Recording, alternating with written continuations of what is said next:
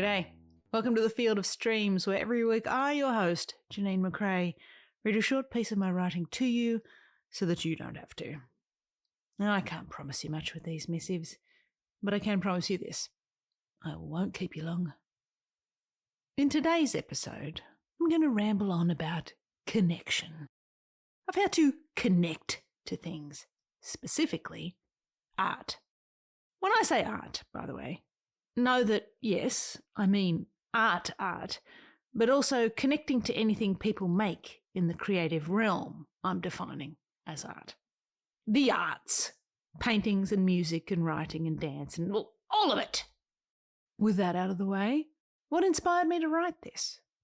Well, I had seen a video. It might have even been on the old TikTok back in the days when I used to waste frivolous time there.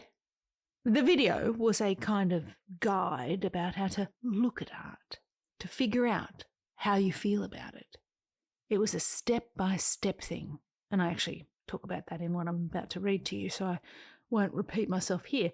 But the steps in it actually remind me of the scene in LA Story where Steve Martin is in the art gallery and standing with the girl he's trying to impress, and I think might even be Richard E. Grant. Okay, I'm back. It was Richard E. Grant. Anyway, it's shot with us, the audience, as the piece of art, almost, if that makes sense. There are 4 people looking directly down the camera barrel, that point of view.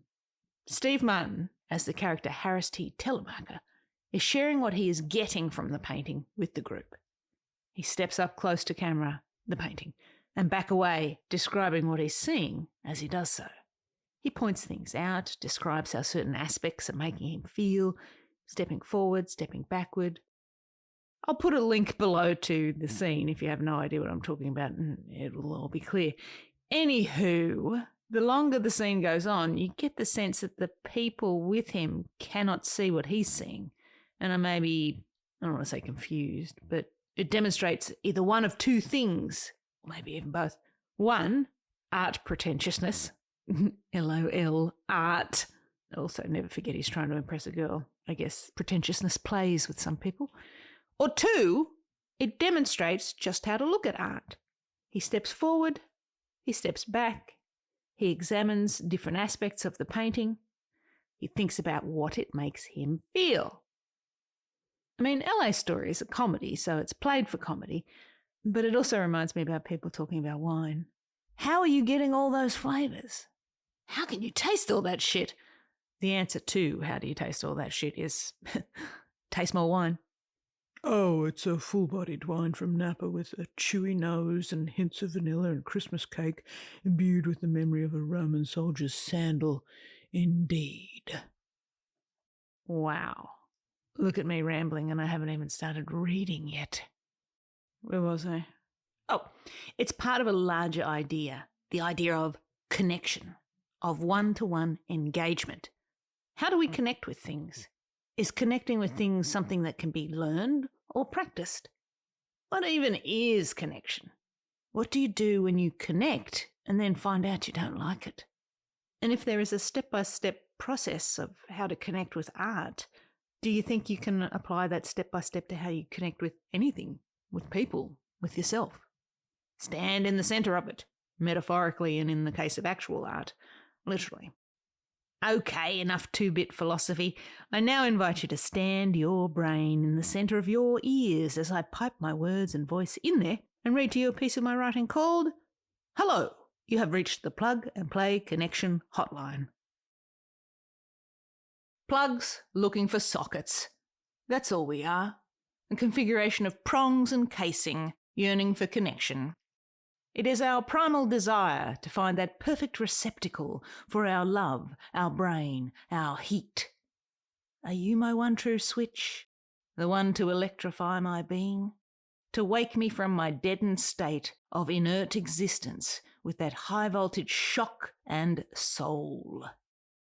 With our chords as curious tentacles, tasting air of opinion and acceptance, we add feet and inches to our length, splicing, stretching, and exploring. We seek the colour, the taste, and the satisfying zap of it as it pulses in our blood. Shivering and vibrating, thrumming and chanting, we surge toward the abyss. Electrify my core, complete my circuit, overload my grid. Speak nothing to me of grounding. Wall sockets, power strips, portable power stations, 12 volt, 120 volt, 230 volt. What will be the best outlet for your work? We flail about in galleries and bookstores and at the listening walls of our youth, examining pin configurations and wondering if this is where we'll fit. Do I like that? Who am I? Who will I be? Tell me! Tell me my watts and amps and hertz and gigamajoules, and I will openly, willingly and truthfully bare my naked circuitry to you. I am a toaster filled with bread, seeking a viable socket to brown me up for butter. Trust me, I have adapters and am global. Positive or negative, I will go with your flow. Connection. Connection is purposeful, eye-to-eye, heart-to-heart, soul-to-soul engagement. A snap-to-attention salute of full focus and intense fascination for a brief and sublimely intimate moment. Connection can ignite a spark of love, hate, or simple indifference. All reactions are valid, but the connection must be made for the circuit to complete. No connection, no charge. It's that simple. Bigger than love and wider than hurt, connection is pure hands-up submission to the moment, the nuclear fusion of attention and trust. And you'll know it when you feel it. People are easy. So many flashing lights on the display panel to give it away. The eyes have it, sometimes, but the body always does. Eyes and ears and flushing flesh plugging into the portals of your work. Ding, ding, ding! When it's a fake or incomplete connection, you'll know that too. The power will be weak and the flow intermittent and barely trickling. With eyes dimmed and head swivelling elsewhere, their body will reject your implanted heart to break the circuit, leaving you fried and empty. The thud of your dud plug. That's all. That's it. It is a failure to engage. The DOA of your DNA in an AC/DC world. The search continues. You can feel the engagement in the physical, of course, the hug plug, if you will. With arms outstretched and warmth radiating, we engage through the chests of our favourite knitwear. We are pure knit one, pearl one transducers, stretched on an idea exchange loom to feel the pulse of each other through our yarns. I feel you, you feel me, chest too, arms too, pelvis too. With my cheek against your ear, I can feel the roar of the sea of you, an ocean with waves strong enough to power my whole earth. Can the work we create get that hug plug feeling too? The heart of our art flails frantic as a hose with faucet wide open, or a cobra stretching from its basket to seek the melody, the switch, the full nuke flow. Any twisty old metaphor will do. Just know the hug of our slippery and difficult art is possible. Right place, right time, right woolly jumper. The embrace will be cerebral and infinitely obtuse as we hold for the thought, the sound, and the vaguest hint of vocal fry. This connection must be unearthed to function.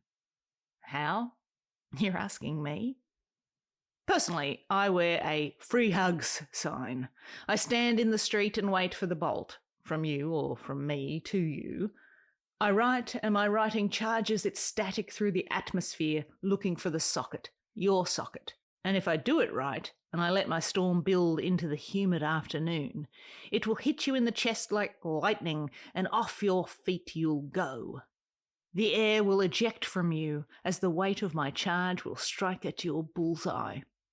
Or it won't. To look at art, they say, it helps to stand in the centre of it. Then step forward, note the texture, the brush strokes, and how it moves your eye to different parts of it. Step back next and observe the big picture happenings and how it looks from different angles. Finally, they say, consider the subject and how you feel about it. Or, to put it in my words, plug in, flick the switch, jiggle the cable. People and art, we are wired the same way.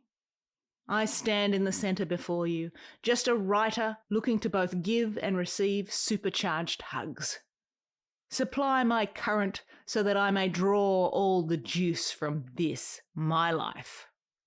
Or, to put it crudely, turn me on. And there you have it, today's episode. Did you step in and back out again? Did it connect with you? I'll try harder next time, I swear. I share these missives to show you that ideas can come from anywhere, so you might as well look everywhere and then go make something of your own from the inspiration that you find. Now for the quick plugs. These readings are from my newsletter, The Stream, which you can sign up for at, alert, new address, jumpinthestream.com. And if you enjoyed this episode, be sure to follow the podcast or favourite it or share it or whatever people do. But for now, I'll leave you with this. Love what you love, and I'll see you out there making stuff.